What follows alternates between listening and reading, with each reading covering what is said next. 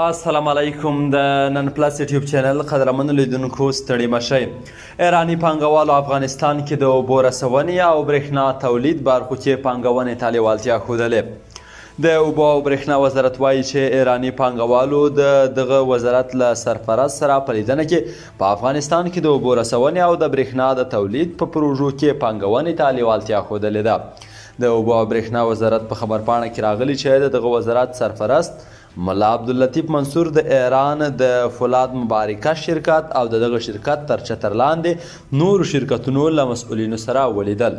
سرچینې لیکلي په دغه لیدنه کې ایراني پانګوالو د خپلو شرکتونو د فعالیتونو په اړه معلومات وړاندې کړل او په افغانستان کې د اوبو رسونې او برېښنا د تولید په پروژو کې پانګونې ته لیوالتیا څرګنده کړه. خبرپاڼه کې راغلي د اوبو او برېښنا سرپرست وزیر د هغوی د دغې لیوالتیا د هرکلي ترڅنګ یادونه وکړه چې اوسمهال په افغانستان کې له هره پلوه د پانګونې لپاره زمینه برابره شوې ده.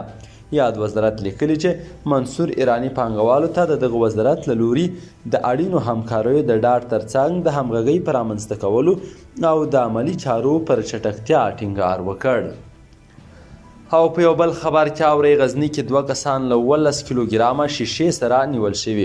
د غزني امنیه قمنداني وایي د دغه ولایت د مرکز 4مې امنیتي حوزې په مربوطاتو کې 2 کسان د شیشې په نوم له 11 کیلوګرامه نشهیي توکو سره نیول شوي دي. د غزني امنیه قمندانۍ ویان ابو خالد سرحدي د یادو څرګندونو ترڅنګ وویل چې دغه کسان د ښاروالۍ په دروازه کې د پولیسو لخوا نیول شوي دي. هغه وویل دغه اندازه نشهیي توکي په یو کورلا ډوله موټر کې په ډېر مهارت سره ځای پر ځای شوي وو. د په خبره له نیول شوو کسانو څېړنې روانې دي او دوسیې به یې له بشپړېدو وروسته عدلي او قضایي ارګانونو ته وسپارل شي. د نن پلس یوټیوب چینل قدرمنو لیدونکو 2 مهم خبرونه مو همدومره وو. د نورو لپاره موږ تعقیب کړئ. تر بیا ښه وختونه.